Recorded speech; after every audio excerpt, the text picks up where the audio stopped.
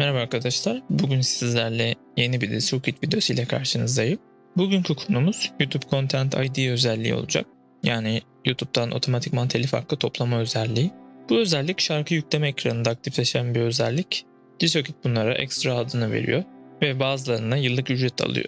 YouTube Content ID de onlardan birisi.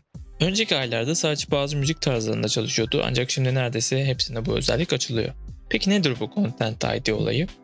YouTube Content ID, sizin yayınladığınız video veya müziklerin daha sonra başka bir kanal veya kişilerin o müziği ve videoyu kullanmasıyla oluşacak telif hakkı sorununu algılayan bir algoritmadır kendisi. Bu özellik normal şartlar altında YouTube para kazanma özelliği açılınca aktif olur. Bunun da zor ve belirli şartlar olduğunu biliyoruz. Videolarınızın 2400 saatten fazla izlenmesi ve 1000 aboneye geçmiş olmanız gerekiyor. Ancak distribütörlerde durum böyle değil. Distribütörlerin bazıları parayla, bazıları ise ücretsiz şekilde müziğinize bu hakkı ekliyor.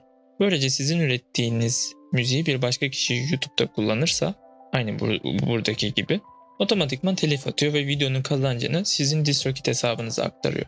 Peki bunu nasıl aktifleştireceğiz? YouTube Content ID'yi isterseniz şarkınızı yüklerken aşağı kısımda Add Features bölümü.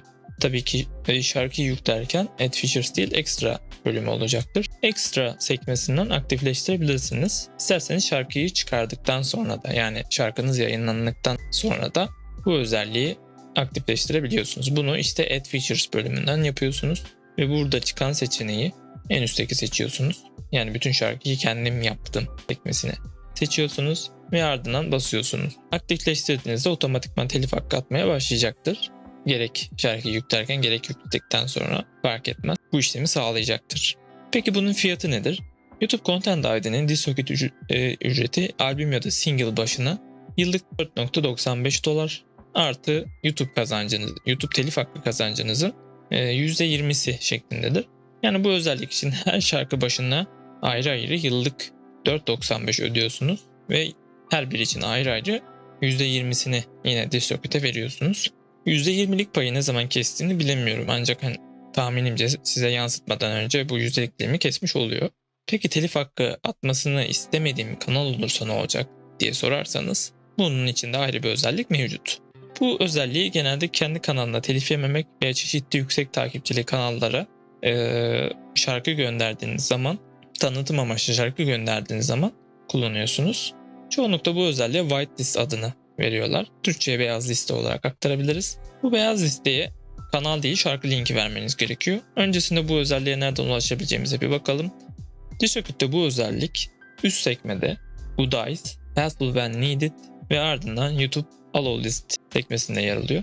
Buraya tıkladığımız zaman bizi farklı bir sayfaya karşılıyor. Bu sayfada altta New butonunu görebilirsiniz. Oraya tıkladığınız zaman telif hakkını kaldırmak istediğiniz linki yapıştırabiliyorsunuz. Sadece bu işlemi de yapmıyorsunuz elbette. YouTube URL yazan kutucuğa linki yapıştırıyorsunuz. Ardından alttaki kutucukta da telif hakkını kaldırmak istediğiniz şarkıyı seçiyorsunuz ve işiniz tamamlanınca bu üstüne done yazan mavi butona basıyorsunuz. Bu butona bastığınızda bu otomatikman YouTube algoritmasına ekleniyor sizin şarkınız ve sizin belirttiğiniz videodan bu kaldırılıyor ve bu 1-2 gün içerisinde gerçekleşiyor. Bunu nasıl kullanıyoruz genelde? Örneğin böyle bir sayfa sizin müziğinizi kullanır arkadaşlar. Hani kendi mixleri olsun, farklı şeyler de olsun kullanır. Ardından yani bu tabii kendi kullandığı zaman telif atabilirsiniz. Ancak yüksek takipçili bir kanalsa ve siz o şarkıyı o kanala atmak istiyorsanız şarkıyı iletiyorsunuz mailden ya da nereden kabul ediyorsa. Ardından hani diyorsunuz ki ben bunu beyaz listeye koyacağım. Zaten genelde YouTube kanalları bu işleyişi bilirler. Yükleyen arkadaş videosunu hazırlıyor ve YouTube'a yüklüyor. Ondan sonra bu videoyu tabii telif yediği için gizliye alıyor. Gizliye aldığı zaman size o videonun linkini iletiyor. Videonun linkini ilettiğinde siz o linki buraya yapıştırıyorsunuz ve şarkınızı seçiyorsunuz, downloadluyorsunuz.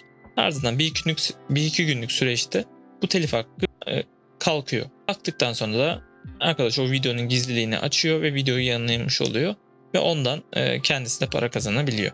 Peki burada bizim kendi beyaz listeye aldığımız şarkıları görebiliyoruz. Peki almadıklarımızı görebiliyor muyuz? Elbette görebiliyoruz.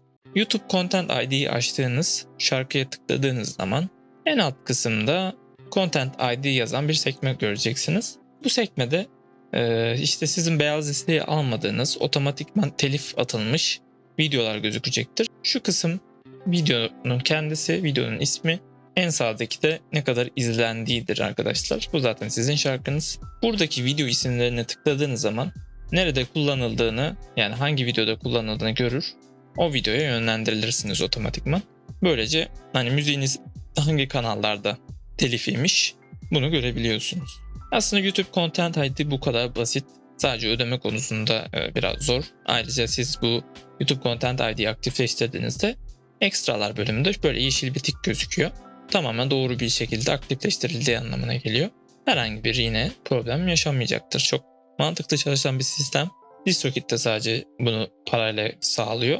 Onu söyleyeyim. Bazı yani bizim de kullandığımız bazı distribütörlerde bu ücretsiz bir hizmettir. Ancak DistroKid böyle çalışıyor. Yapacak bir şey yok. Eğer şarkınız gerçekten çok dinlenen bir şarkı olduğunu düşünüyorsanız, dinlenecek bir şarkı olduğunu düşünüyorsanız açabilirsiniz. Ya da baktınız dinlenmedi ilk başta ama bir yıl sonra tuttu. Olur, yani yine açabilirsiniz. Sonuçta şarkınıza girersiniz arkadaşlar. Buradan tekrar tikini açarsınız ve Add Selected Feature dersiniz. Bu ücreti yine sizden çeker ve şarkınız yükselmeye başlarken siz bu telif hakkını göndermiş olursunuz YouTube'a. Ve tekrardan bu yükleyen kanallara telif atacaktır. Böylece kendinizi garantiye almış olursunuz. Bu şekilde YouTube Content ID çok kısa ve basit, kısa ve öz.